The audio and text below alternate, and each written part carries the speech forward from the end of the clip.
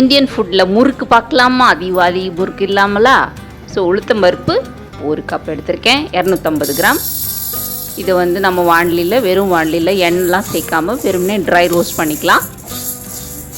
நல்ல பொன்னிறமாக வாசமாக மணமாக வர்ற வரைக்கும் வறுத்து எடுத்துக்கலாம். இப்போ இதை ஒரு மிக்ஸி ஜாரில் சேர்த்து நல்ல ஃபைன் பவுடராக பொடிச்சு எடுத்துக்கலாம்.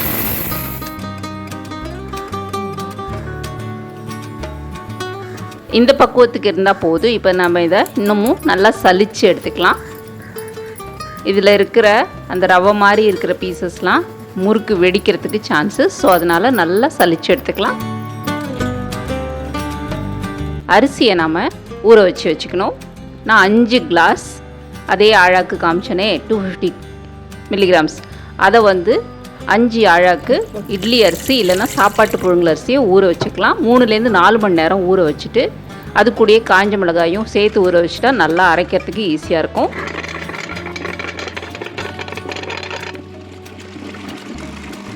இப்போ கிரைண்டரில் சேர்த்து ஆட்டி எடுத்துக்கலாம்.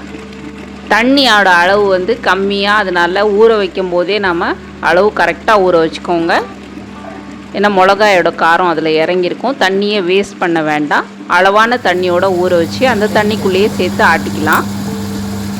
நல்லா முடிஞ்ச வரைக்கும் நல்லா வழவழன்னு பேஸ்ட்டாக அரைச்சி வழித்து எடுத்துக்கலாம். இது போல் ஒரு பெரிய பாத்திரத்தில் சேர்த்துட்டு சூடான எண்ணெய் 4 டீஸ்பூன், 1/4 டீஸ்பூன் பெருங்காயப்பொடி, 4 டீஸ்பூன் எள்ளு, 1 டீஸ்பூன் ஜீரகம், 1 டீஸ்பூன் ஓமம், தேவையான அளவுக்கு உப்பு சேர்த்துக்கலாம். நான் 1 டேபிள் ஸ்பூன் போல் உப்பு சேர்த்துருக்கேன். இப்போ நம்ம அரைச்சி எடுத்த உளுத்தம் மாவையும் இதில் சேர்த்துக்கலாம். நீங்கள் சூடான எண்ணெய் சேர்க்கலாம், இல்லைன்னா நெய் கூட சேர்த்துக்கலாம். வெண்ணெய் சேர்த்தா கூட டேஸ்ட் இன்னும் என்ஹான்ஸாக இருக்கும். நான் எண்ணெய் தான் இப்போ சேர்க்குறேன்.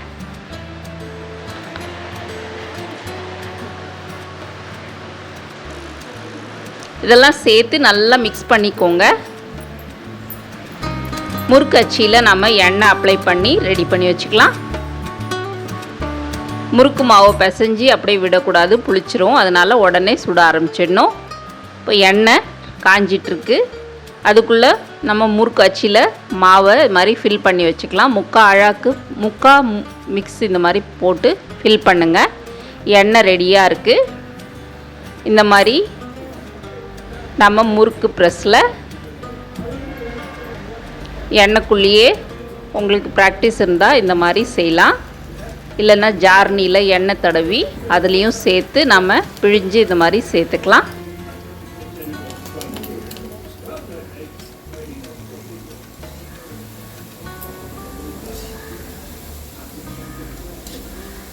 நான் எப்பயும் டைரெக்டாக எண்ணெயிலேயே சேர்த்துருவேன். பாருங்கள், நல்லா இந்த மாதிரி முறுக்கு எண்ணெயில் நல்லா வெந்து முறுக்கு முழுகிற அளவுக்கு எண்ணெய் இருக்கணும். இந்த மாதிரி ஃபுல்லாக பபிள்ஸ் எல்லாம் அடங்கி வந்ததுக்கப்புறம் முறுக்கு நல்லா இந்த மாதிரி பொன்னிறமாக வெந்து எடுத்து பிளேட்டில் மாற்றிக்கோங்க.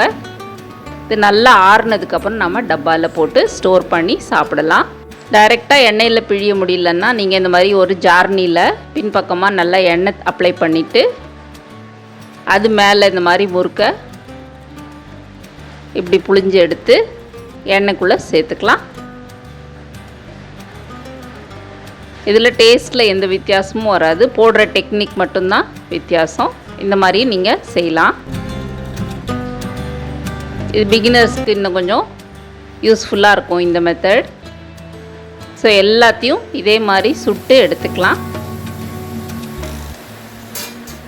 தீபாவளிக்கு பட்டாசு, புது துணி, பலகாரம் எல்லாமே உங்களுக்கு வாழ்த்துக்கள் இந்தியன் ஃபுட் சேனல் சார்பாக.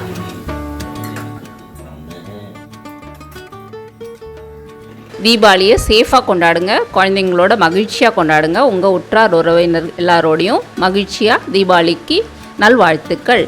இந்தியன் ஃபுட் சேனலில் இன்றைக்கி நம்ம முறுக்கு ரெசிபி பார்த்தோம். பிடிச்சிருந்தா லைக், கமெண்ட், சப்ஸ்கிரைப் எல்லாம் பண்ணுங்கள்.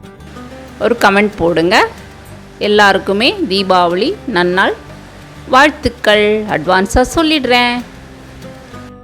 ரெசிபி எப்படி இருந்துச்சுன்னு கமெண்ட் போடுங்க. நெக்ஸ்ட்டு இன்னொரு பலகாரத்தோடு பார்க்குறேன்.